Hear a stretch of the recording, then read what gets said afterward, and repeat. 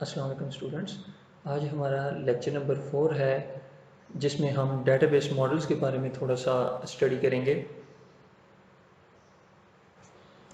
ज़रा पिछले लेक्चर का ओवरव्यू लेते हैं कि हमने लास्ट लेक्चर में क्या पढ़ा था। उसमें हमने फाइल सिस्टम्स देखे थे, जिसमें ट्रेडिशनल फाइल सिस्टम को हमने डिस्कस किया कि अर्लियर सिस्टम जो थे डाटा को मैनेज करने के लिए यूज़ होते थे, वो ट्रेडिशनल फाइल सिस्टम थे।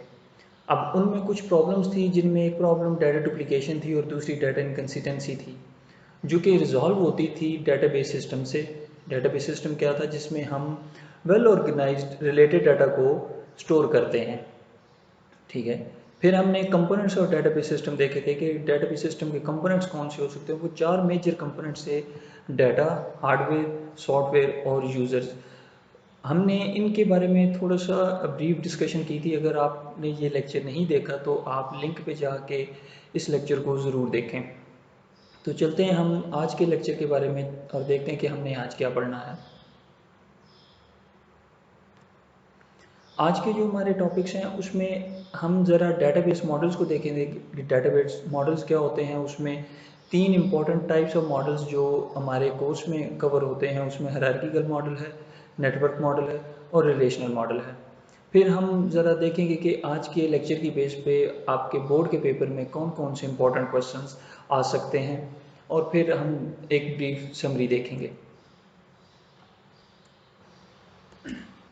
अब डेटाबेस मॉडल्स क्या होते हैं? डेटाबेस मॉडल हम कहते हैं कि एक ऐसा मॉडल जिसमें हम डाटा को लॉजिकल स्ट्रक्चर की फॉर्म में ऑर्गेनाइज करते हैं, ताकि हम डाटा को स्टोर कर सकें और उसको मैनिपुलेट कर सकें।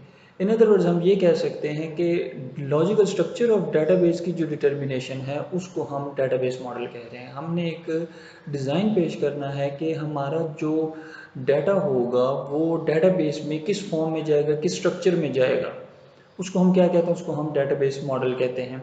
और डेटाबेस मॉडल्स हमारे कौन कौन से हैं? हमारे 3 डेटाबेस मॉडल्स हैं, और हम अगली स्लाइड्स में तीनों मॉडल्स को ज़रा डिटेल में देखेंगे।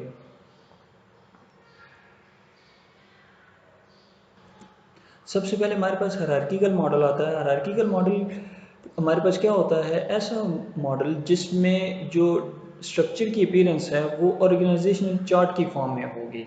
ऑर्गेनाइजेशन चार्ट क्या होगा वो हम ज़रा इस डायग्राम में देखते हैं कि हमारे पास कुछ एंटिटीज़ हैं। एंटिटीज़ मीन के जो हम डाटा, जिनके बारे में डाटा हम स्टोर करना चाहते हैं, वो हमारे पास क्या है? वो नोड्स की फॉर्म में रिप्रेजेंट हो रही हैं। आपके सामने 8 to 9 एंटिटीज़ हमने डिज़ाइन की हुई हैं। वो हमारे पास क्या है? वो एक ऑर्गेनाइजेशन चार्ट की फॉर्म बना रही हैं। ऑर्गेनाइजेशन चार्ट क्या होता है कि आपके पास टॉप पे बॉस होगा, उसके नीचे आपके पास जनरल मैनेजर्स आ जाएंगे, उसके नीचे आपके पास हो सकता है एम्प्लॉयज़ हों, उसके नीचे फिर आपके पास हो सकता है कुछ दूसरे वर्कर्स वगैरह हों काम करने वाले। तो वो क्या है? वो एक आपका ऑर्गेनाइजेशनल चार्ट बन जाता है, जो कि हायरार्किकल मॉडल की भी बेस वही है। अब जो टॉप नोड होगी आपके पास, वो हमारे पास क्या कहलाएगी? वो हमारे पास रूट नोड कहलाएगी। जैसे इस केस में हमारे पास एंटिटी 1 है, वो हमारे पास टॉप पे है, तो इसको हम क्या कहेंगे? इसको हम रूट नोड कहेंगे। और इसके जो नीचे आने वाली नोड्स हैं हमारे पास, वो क्या होंगी? वो हायर नोड जो हैं उनको हम पेरेंट्स नोड कह रहे हैं।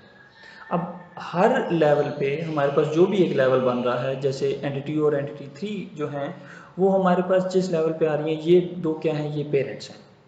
ठीक है। फिर इसी तरह E4, E5 और E6 जो जिस लेवल पे आ रही है, वो भी क्या होंगी? वो भी पेरेंट्स होंगी, लेकिन किसकी पेरेंट्स होंगी? वो एंटिटी 7 की पेरेंट्स हैं। ठीक है। एंटिटी 2 जो है वो पेरेंट किसकी है? वो E4 और E5 की है। एंटिटी 3 पेरेंट किसकी है? वो एंटिटी 6 की है। सो हायर नोड जो होंगी वो हमारी पेरेंट्स नोड कहलाएंगी। फिर इसी तरह जो लोअर नोड्स होंगी वो हमारे पास चाइल्ड नोड्स कहलाएंगी। जैसे E4 जो है वो अब लोअर नोड है एंटिटी 2 से, तो ये क्या हमारे पास कहलाएगी? ये हमारे पास चाइल्ड नोड है। किसकी चाइल्ड नोड है? एंटिटी 2 की। इस तरह एंटिटी 5 भी लोअर नोड है किसकी? एंटिटी 2 की। सो ये हमारे पास एंटिटी 5 चाइल्ड नोड है और एंटिटी 2 हमारे पास पेरेंट नोड है। इसी तरह लास्ट जो हमारे पास लोएस्ट लेवल पे एंटिटी 8 है, वो भी हमारे पास चाइल्ड नोड है किसकी? एंटिटी 7 की। एंटिटी 7 इन टर्न किसकी चाइल्ड नोड है? एंटिटी 4 की। लेकिन एंटिटी 4 पेरेंट है एंटिटी 7 की और एंटिटी 7 पेरेंट है एंटिटी 8 की। सो हमारे पास इसमें चार्ट में क्या चलता है कि जो लोअर नोड्स हैं वो हमारे पास चाइल्ड नोड्स कहलाएंगी और जो हायर नोड्स हैं वो हमारे पास पेरेंट नोड्स कहलाएंगी। अब इसकी बेस पे इंपॉर्टेंट प्रॉपर्टी जो आपकी हायरार्किकल मॉडल की बनती है, जो कि आपने लाजमी याद रखनी है, वो ये है कि हर पेरेंट, जो भी आपका पेरेंट होगा, उसके मल्टीपल चिल्ड्रन हो सकते हैं। जैसे एंटिटी 2 जो है उसके पास एंटिटी 4 भी है और एंटिटी 5 भी है। लेकिन जो एक चाइल्ड होगा, जैसे एंटिटी 4 है, उसका हमेशा एक ही पेरेंट होगा, वो एंटिटी 2 है। एक चाइल्ड के आपके पास मल्टीपल पेरेंट्स नहीं हो सकते। ये हायरार्किकल मॉडल की एक इम्पॉर्टेंट निशानी है, आपके पास एक इम्पॉर्टेंट प्रॉपर्टी, और आपने इसको मिस नहीं करना। एंड हमारे पास पेरेंट क्या है, one parent can have multiple children but one child can only have one parent. आपके पास एंटिटी 7 जो है उसका एक ही पेरेंट है, वो एंटिटी 4। तो ये क्या है, ये हमारे पास हायरार्किकल मॉडल आता है। इसकी हम ज़रा एक एग्जांपल भी आगे जाके देख लेते हैं। इस मॉडल को हम इन्वर्टेड ट्री मॉडल भी कहते हैं, क्योंकि हमारे पास रूट जो है वो टॉप पे आ रही है, सो हम उसके बाद नीचे की तरफ जा रहे हैं, तो हम इसको इन्वर्टेड ट्री कहते हैं। अगली स्लाइड में हम ज़रा इसकी एक रियल लाइफ एग्जांपल देखते हैं हायरार्किकल मॉडल की। हायरार्किकल मॉडल में हमारे पास लेट से जो एक टॉप की एंटिटी है, जो रूट नोड है, वो कॉलेज है। अब कॉलेज में हमारे पास उसमें हायरार्की में नीचे क्लासेस होती हैं, इंटरमीडिएट की और डिग्री की क्लासेस होंगी, जिसको बैचलर की क्लासेस भी कहा जाता है। इंटरमीडिएट में अगेन आपके पास जो फर्दर क्लासेस हम स्प्लिट करते हैं वो फर्स्ट ईयर और सेकंड ईयर होगी। डिग्री में हमारे पास थर्ड ईयर और फोर्थ ईयर होगी। फिर अगेन फर्स्ट ईयर हम मज़ीद आगे डिवाइड करते हैं एफएससी और एफए में। एफएससी आगे अगेन आपकी फर्दर डिवाइड हो जाती है प्री मेडिकल और प्री इंजीनियरिंग में। सो ये क्या है, ये एक हायरार्की चल रही है आपके पास, आप टॉप से नीचे की तरफ आ रहे हो। ठीक है, तो ये हमारे पास क्या बनता है, ये हायरार्किकल मॉडल बनता है। अब अगेन आप इसमें देख सकते हो कि जो भी हमारे पास लोअर नोड है, जो भी चाइल्ड है, उसका एक ही पेरेंट होगा, वो मल्टीपल पेरेंट से बिलोंग नहीं कर रहा। हाँ, एक पेरेंट के मल्टीपल चिल्ड्रन ज़रूर हैं, जैसे इंटरमीडिएट उसमें फर्स्ट ईयर और सेकंड ईयर दोनों आ रहे हैं, लेकिन सेकंड ईयर आपकी सिर्फ इंटरमीडिएट से बिलोंग कर रही है, वो डिग्री से बिलोंग नहीं कर रही। तो ये आपके पास क्या है, ये हायरार्किकल मॉडल है। आगे चलते हैं, हम जरा नेटवर्क मॉडल को देखते हैं। अब नेटवर्क मॉडल आपका सिमिलर होता है हायरार्किकल मॉडल से, आपका बिल्कुल उसी तरह का इसकी मिलती जुलती एक डायग्राम बनेगी, लेकिन डिफरेंस क्या आपके पास होगा कि आपके पास एक एंटिटी जो है वो आपके पास मल्टीपल चिल्ड्रन रख सकती है, जो पेरेंट है वो मल्टीपल चिल्ड्रन रख सकता है, लेकिन एक चाइल्ड जो आपका है वो मल्टीपल पेरेंट्स भी रख सकता है।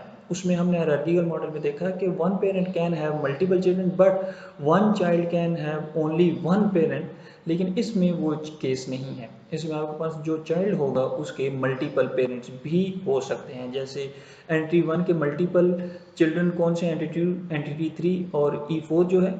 इसी तरह E2, E3 और E4 का जो चाइल्ड है वो E5 है, या हम ये कह सकते हैं कि E5 के पेरेंट्स कौन से हैं, E2 भी है, E3 भी है और E4 भी है। सो हमारे पास ये डिफरेंस है, मेजर डिफरेंस है हायरार्किकल मॉडल और नेटवर्क मॉडल में। और दूसरे इसमें आपके पास डिफरेंस क्या है, वो हम जो रिलेशनशिप्स हैं कि दो एंटिटीज आपस में कनेक्टेड कैसे हैं, वो हम एरो से शो करते हैं। उसमें हम एरोज नहीं, उसमें हम सिर्फ सॉलिड लाइन लगा रहे थे, इसमें हम एरो शो करते हैं। एरो का मकसद ये है कि ये आइडेंटिफाई करना है कि इसमें पेरेंट कौन है और चाइल्ड कौन है, क्योंकि एक चाइल्ड के मल्टीपल पेरेंट्स हो सकते हैं। सो ये डिसाइड करना है कि पेरेंट कौन और चाइल्ड कौन, उसके लिए हम एरो लगाते हैं। और ये मॉडल आपका कम्प्लेक्स ज़रूर है हायरार्किकल मॉडल से, लेकिन इसमें स्लाइटली आपके पास फ्लेक्सिबिलिटी आ जाती है। नेटवर्क मॉडल की एक एग्जांपल क्या हो सकती है, रियल लाइफ एग्जांपल के हमारे पास व्हाट्सएप ग्रुप्स बनाए हैं हमने स्टूडेंट्स के लिए। अब व्हाट्सएप ग्रुप पेरेंट होगा, रूट नोड होगी टॉप नोड पे जो आपके पास है, उसमें हम ये कह रहे हैं कि हमारे पास ग्रुप्स कौन से बने, CS का ग्रुप है, कंप्यूटर साइंस का, फिजिक्स का ग्रुप है और इंग्लिश का ग्रुप है। व्हाट्सएप ग्रुप में चिल्ड्रन कौन से हो गए, CS, फिजिक्स और इंग्लिश। अब एक स्टूडेंट जो है वो कंप्यूटर साइंस के ग्रुप में भी होगा, फिजिक्स के ग्रुप में भी हो सकता है वो हो, और इंग्लिश के ग्रुप में भी वो होगा। सो एक स्टूडेंट कितने पेरेंट्स से बिलोंग कर रहा है, 3 पेरेंट्स इस केस में बिलोंग कर रहा है। सो हमारे पास ये क्या बन गया, ये एक आपके पास एक नेटवर्क मॉडल है कि one parent can have multiple children and one child can have multiple parents. तो ये क्या है, ये डिफरेंस आपका था हायरार्किकल मॉडल और नेटवर्क मॉडल में। अब लास्ट मॉडल हम देखते हैं हमारे पास जो इस लेक्चर का है, रिलेशनल मॉडल। अब रिलेशनल मॉडल में हमारे पास ज़रा डिफरेंस आ जाता है पहले दोनों मॉडल से। उसमें ये है कि जो हमारा डाटा स्ट्रक्चर होता है इसमें, वो रिलेशन की फॉर्म में होगा, वो टेबल्स की फॉर्म में होगा। हम वर्ड टेबल भी यूज़ कर सकते हैं, हम रिलेशन भी यूज़ कर सकते हैं। अब टेबल में रोज़ एंड कॉलम्स आ जाते हैं। इस रिलेशन वाले टॉपिक पे हम आगे फ्यूचर में जाके मज़ीद डिस्कशन करेंगे डिटेल में। रिलेशन में आपके पास जो होगा वो आपके पास रिलेटेड फील्ड्स आ जाएंगी, जो मिलती जुलती फील्ड्स होंगी, जो कि हमने पहले भी हमने देखा था कि रिलेटेड फील्ड्स आपकी रिकॉर्ड बनाती हैं और रिकॉर्ड आपका एक फ़ाइल बन जाता है। तो वो हमारे पास इसी तरह हम रिलेशन इसको कह रहे हैं। जो पहले हम एंटिटी वर्ड यूज़ कर रहे थे, वो हमारे पास यहाँ पे रिलेशन से रिप्रेजेंट हो रहा है। अब ये हमारे पास रिलेशन मॉडल पहले दोनों मॉडल से, हायरार्की और नेटवर्क मॉडल से बहुत फ्लेक्सिबल है, और ये काफ़ी सिंपलर मॉडल आपके पास हो जाता है। इसमें एंटिटीज़ का जो कनेक्शन होगा वो डाटा की बेस पे आपके पास होगा, कि जो दो एंटिटीज़ हैं उनका जो डाटा आपस में जिस तरह मैचिंग करता होगा, रिलेटेड होगा, उसकी बेस पे हमारा एंटिटीज़ आपस में कनेक्शन क्रिएट करेंगी। एग्जाम्पल, इसकी रियल लाइफ एग्जाम्पल भी हम ज़रा देख लेते हैं। इसमें आपके पास रिलेशन मॉडल की एग्जांपल क्या हो सकती है कि एक स्टूडेंट जो है वो मल्टीपल सब्जेक्ट्स पढ़ता है, इंग्लिश पढ़ेगा, उर्दू पढ़ेगा, हमारे पास हो सकता है कंप्यूटर साइंस पढ़ रहा है, फिजिक्स पढ़ रहा है। इसी तरह टीचर जो है उसका भी सब्जेक्ट के साथ रिलेशन बनता है कि टीचर जो है वो सब्जेक्ट टीच करता है, तो वो भी टीचर का भी इसके साथ लिंक बन रहा है। फिर स्टूडेंट को फ़ी पे करता है, तो फ़ी के साथ भी उसका बन रहा है। अब ये स्टूडेंट, टीचर, सब्जेक्ट और फ़ी, ये चारों क्या है, ये चारों रिलेशंस हैं, जो कि टेबल होगा। जैसे कि मैंने पहले बताया कि हम इस पर मज़ीद आगे फ्यूचर में जाके डिस्कशन करेंगे। आज के लेक्चर की बेस पे हमारे जो इम्पोर्टेंट क्वेश्चन बनते हैं, जो रावलपिंडी बोर्ड के या दूसरे अदर बोर्ड्स के पेपर में आ सकते हैं, उसमें हमारे पास एक बड़ा इंपॉर्टेंट क्वेश्चन है। लॉन्ग क्वेश्चन में ये आता है कि what are database models, explain different types of database model. कि डेटाबेस मॉडल जो आपके तीनों हैं वो आपने एक्सप्लेन करने हैं with the help of diagrams. आपने डायग्राम्स लाजमी इस क्वेश्चन में बनानी होती हैं। तो ये क्या है, ये आपके पास एक इंपॉर्टेंट क्वेश्चन आता है। फिर समटाइम्स आपके पास शॉर्ट क्वेश्चन में आ जाता है कि differentiate between hierarchical and network model. तो वो आपको जैसे मैंने बताया कि हायरार्किकल मॉडल में एक पेरेंट के मल्टीपल चिल्ड्रन हो सकते हैं, और एक चाइल्ड जो है वो मैक्सिमम एक पेरेंट से ही बिलोंग करेगा। लेकिन नेटवर्क मॉडल में ये केस नहीं है, उसमें एक पेरेंट के मल्टीपल चिल्ड्रन हो सकते हैं और एक चाइल्ड आपका मल्टीपल पेरेंट से भी बिलोंग कर सकता है। सो स्टूडेंट्स, आज का हमारा यही लेक्चर था जिसमें हमने डेटाबेस मॉडल्स देखे। हमने उसमें हायरार्किकल मॉडल को अंडरस्टैंड किया कि जिसमें ऑर्गेनाइजेशनल चार्ट की फॉर्म आपके पास बनती है, जिसको हम इन्वर्टेड ट्री मॉडल भी हम कहते हैं। पेरेंट्स होंगे, उनके नीचे आपके डिवीजन में चिल्ड्रन चलते जाएंगे, फिर उन चिल्ड्रन के फर्दर आगे चिल्ड्रन आपके पास हो जाएंगे। तो ये क्या है, ये हायरार्किकल मॉडल है। फिर नेटवर्क मॉडल हमने देखा कि वो भी हायरार्किकल मॉडल की तरह ही है, लेकिन आपस में कनेक्शन जो है वो हम एरोस की फॉर्म में शो करते हैं। फिर हमने रिलेशन मॉडल को देखा कि जिसमें इंटायरली डिफरेंट आपका आ जाता है कि एंटिटीज रिलेशन बनती हैं, जिसको हम टेबल भी पढ़ते हैं, और आपस में जो कनेक्शन इनका होगा वो बेस्ड ऑन डाटा होगा। स्टूडेंट्स, अगर आपका इस लेक्चर के रिलेटेड कोई भी क्वेश्चन हो तो वो आप नीचे कमेंट्स में ज़रूर पोस्ट करें, या फिर आप हमें ईमेल पे भी क्वेश्चन कोई हो तो पूछ सकते हैं।